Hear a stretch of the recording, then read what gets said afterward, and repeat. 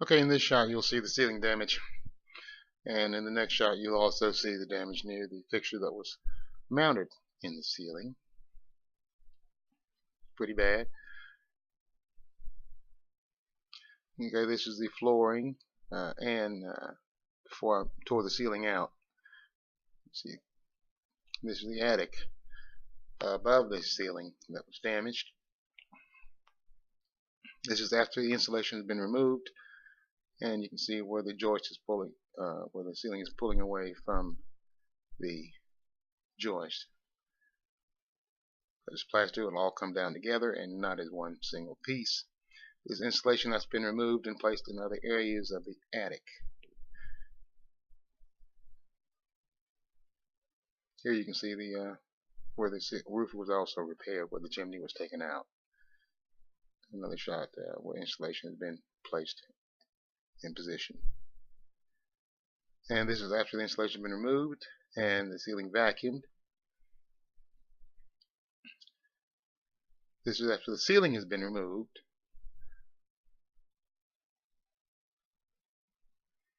And this is some of the debris from when the ceiling was removed. Another debris shot. Big mess. This is the wire mesh that actually joined the ceiling to the wall around all the edges. All this had to be cut out before putting new sheetrock in place. Here's one of the joists that was obviously cracked in half almost. It had to be repaired or skinned.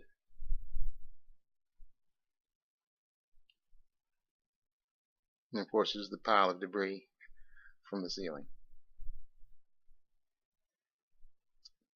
This is my whole house ventilator. You can see it's in pretty clean shape right now. Before I started generating a lot of dust. Here I use the tripod and ladder and wall to help hold the sheetrock in position while I secured it. Here you can see the beams, joists were not exactly flush, nor were they straight. They were bowed. Here I had to use a ladder as well to help support one of the T's. Here the ceiling, all the sheetrock is now in place and ready for mud. In this shot, this is the preliminary mudding. And here you can see a close-up of the edges, so you can see that the sheetrock doesn't cover all the edge. I had to use the old molding and actually turn it down in a different direction to cover the gap at the edge.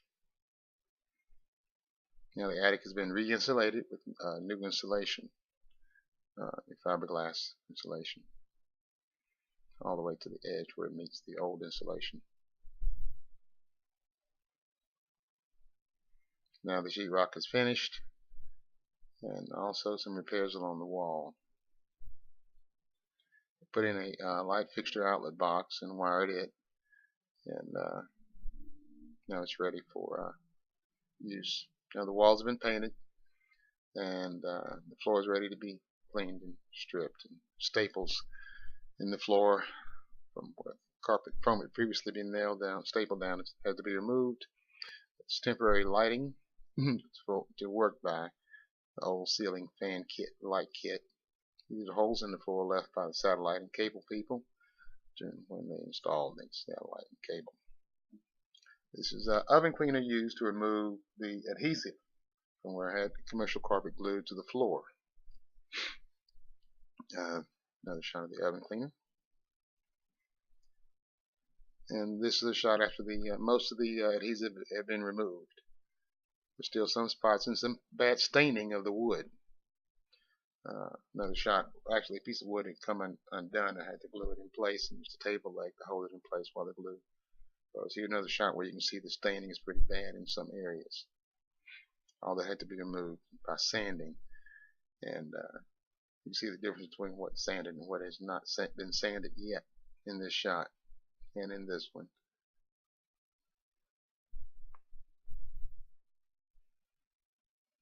A better shot of the raw wood once it's been sanded and some of the stains sanded out. And here the blower is in a little different condition. I had to be lubricated 3 times during this process. At one point it actually stopped. Okay, and just another shot of the flooring there. Sawdust generated by the sanding was considerable, or dust generated by the sanding was considerable. Fill three of these tall. Fill this kitchen can 3 times. Using a Craftsman 1 horsepower belt sander with a ceramic belt. It really ate up some wood. And of course, the shop vac for removing all the dust, collecting it. Since the molding was, I reused the same molding. I actually add a different kind of molding, so I decided to add it in the corners. And here, the walls were very dusty as well once after sanding, so you see where I actually had to vacuum the walls. This is sander I used to actually sand the finish. Use the weights to more pressure on the sandpaper. The shot from the kitchen into the living room, we can see how everything is centered, the light fixture with the wall and so forth. Another shot after the floor is finished, and the table I actually found while going for a walk on Commonwealth Avenue.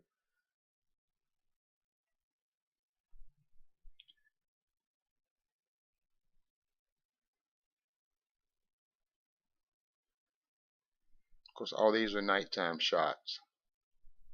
And actually, this fixture actually had in the storage building outside, incandescent fixture, very fragile glass. I also painted the air return covers to match. There's actually polyurethane on the molding. This is the threshold before I made thresholds to replace what was there before, plus I had to cut the carpet. And this is the threshold how it looked at the kitchen, between the kitchen and the living room floor. And this is the threshold at the front door.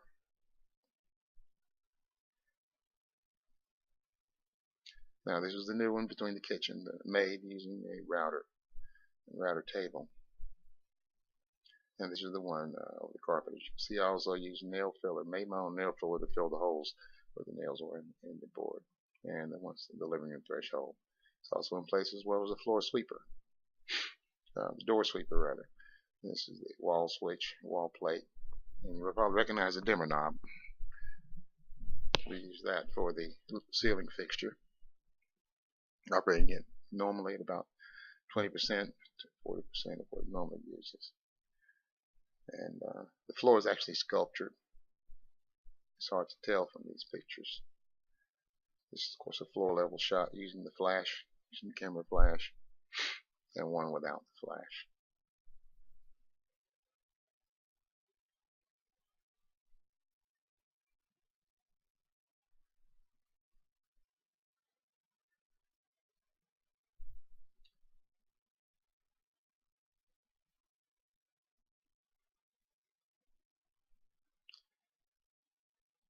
We have the brightness turn up on the fixture on this shot. And so you can see the ceiling as well. What it looked like finished. This is the bedroom with the new mattress, and once I got all the everything cleaned in there as well as dusted, because dust went everywhere all over the house.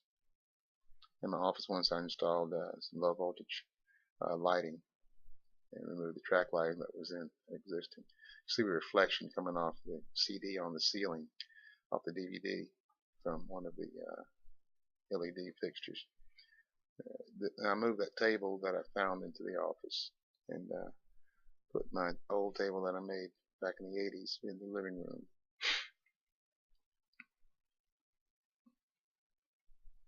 Another lower lighting shot, same fixture. It's all white glass, but it has the effect of giving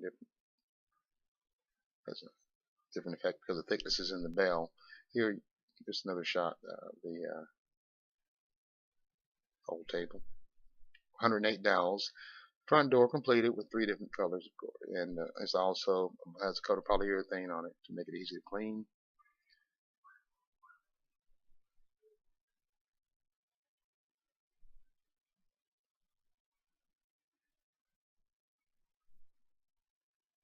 Everything has been polished.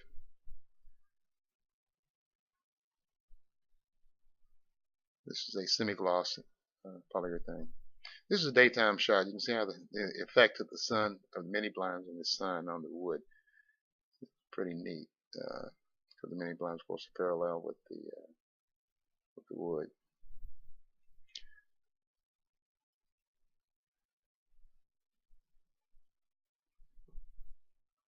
It's the last daytime shot, and it's finished.